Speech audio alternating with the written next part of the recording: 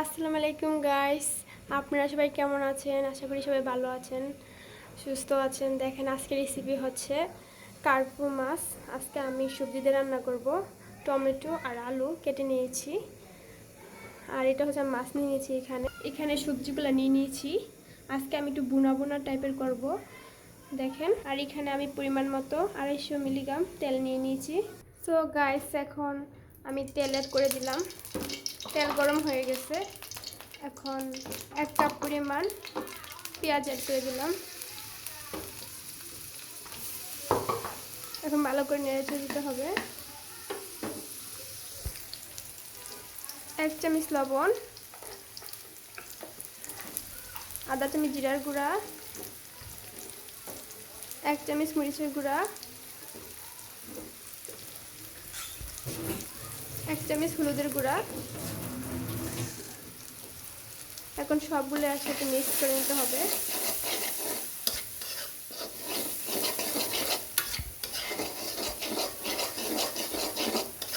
ভাজা ভাজা হয়ে গেছে, মশলাটা ভাজা ভাজা হয়ে গেছে। এরপর যে মাছ অ্যাড করে দেব। সবগুলো মাছ দেওয়া হয়ে গেছে। এখন একটু ভালো করে নেড়ে দিয়ে দিতে হবে।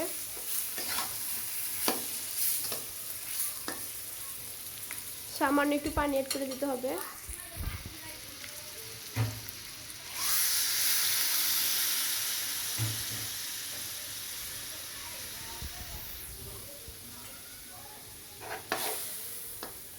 দুই থেকে 3 মিনিট ঢেকে দেব।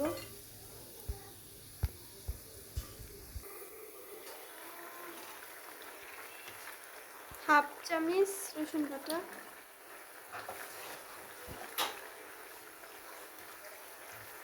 হাফ চামচ আদা বাটা। ভালো করে নেড়ে চেড়ে মাছ কষানো হয়ে গেছে। এখন এক এক করে তুলে নেব।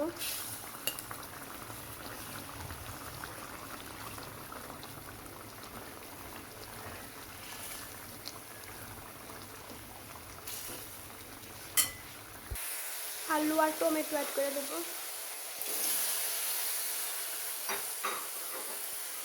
নেড়ে ছেড়ে দিতে হবে। 2-3 মিনিট রেখে দেবো। মাছ কষানো হয়ে গেছে, তুলে নিয়েছি। আর এখন মশলাটা কষানো হয়ে গেছে। মশলার মধ্যে আলু টমেটো দিয়ে দিলাম। এখন পানি অ্যাড করে দিতে হবে। 1 কাপ পরিমাণ পানি অ্যাড করে দিয়েছি। যেহেতু আমি আজকে মাছ ঝোল রাখবো না, মাছের রেসিপিটা হচ্ছে আজকে একটু ভুনা টাইপের হবে। এখন ডেকে দিতে হবে।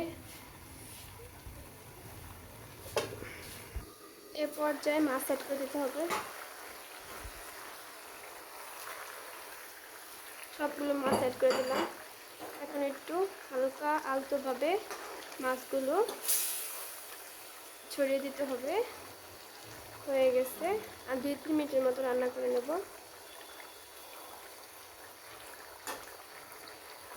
অবশ্যই ভালো লাগলে আমার চ্যানেলটা সাবস্ক্রাইব করে দেবেন। এ পর্যায়ে কিছু ধনেপাতা, কিছু কাঁচামরিচ অ্যাড করে দিতে হবে।